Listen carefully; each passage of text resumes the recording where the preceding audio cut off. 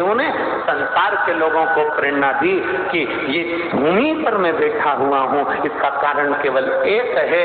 ब्रह्मा ब्रह्म लोक में रहते हैं, भगवान विष्णु वैकुंठ लोक में रहते हैं, शिव कहते हैं कि मैं मृत्यु लोक में रहता हूँ। और सुनो, जो मृत्यु लोक में रह रहा है, अगर तुम्हारी बहू जो तुम्हारे पास में रह रही है, तुम्हारे ऊपर तकलीफ आई, तुम्हारे ऊपर दुख आया, तुम्हारे ऊपर कष्ट आया, तुमने अपनी एक बहू जो कि नागपुर में रह रही थी, एक बहू जो पूना में रह रही थी, एक बहू जो इंदौर में रह रही थी, तुमने फोन लगाकर उस बहू को अपनी तकलीफ बताई कि मेरी छाती में दर्द हो रहा है, मेरे घुटने में दर्द हो रहा है, तो वो जो बाहर बहू रह रही है वो कहेगी मम्मी डॉक्टर को दिखाने चले जाओ, और जो पास में बहू रह रही है वो तुरंत दौड़ कर आएगी और मल्लम लगा कर जाएगी। कितना भी लड़ाई हो गई हो, कितना भी विवाद हो गया हो, पर तुम्हारे ऊपर अगर तकलीफ आएगी तो जो पास में बहू रह रही है, भले बोलचाल नहीं हो, फिर भी वो आकर खड़ी हो जाती है। उसी तरह ब्रह्मा ब्रह्म लोक में, भगवान वैकुंठ लोक में, और मेरा शिव मृत्यु लोक में है। तुम जब बुलाओगे मेरा शंकर उसी समय पर दौड़कर तुम्हारे पास में आकर खड़ा हो जाता है,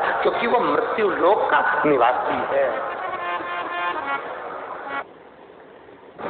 शिव महापुराण में पितृ, मरे हुए व्यक्ति जो चला गया, वो व्यक्ति तुम्हें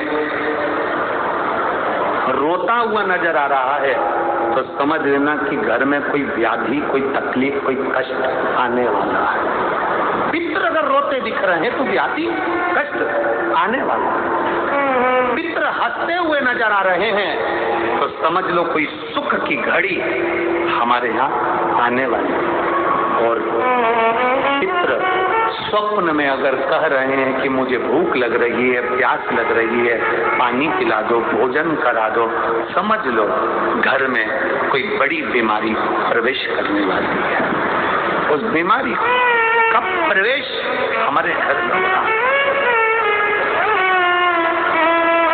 पितृ गए हुए जीव, पितृ घर में अगर भ्रमण करते नजर आ रहे हैं, पूरे घर में घूमते हुए नजर आ रहे हैं, छत पर, कमरे में, कक्ष पर, अपने परिंदे पर, रसोई घर में काम करते नजर आ रहे हैं, व्यापार में, व्यवसाय में पितृ भ्रमण करते, जो गया हुआ जीव है वो घूमता नजर आ रहा है, तो शिव महापुराण की कथा कहती है उस जीव को कुछ करने की जरूरत नहीं पड़ती।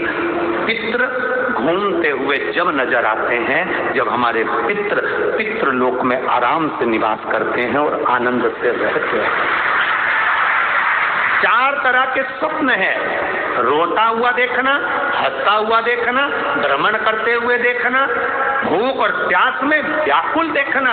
इन चारों स्वप्न के लिए शिव महापुराण की कथा कहती है। ये 4 स्वप्न पितरों के, आप में से ऐसा नहीं कि कोई के सपने में नहीं आते। किसी को लगता है मेरे पीछे कोई आ रहा है, रात को एकदम सो रहे हो और सोते सोते भरचक नींद में सो रहे हो और एकदम तुम्हारी नींद झपट कर कोई स्वप्न देखते देखते या अचानक एकदम चटकार खुल जाए, समझ लेना कि कोई पितृ की कृपा आप पर हुई है, कोई अनहोनी होने वाली थी, इसलिए उसने जगा दिया, जगा कर तुमको चेता दिया। ये पितृ कृपा,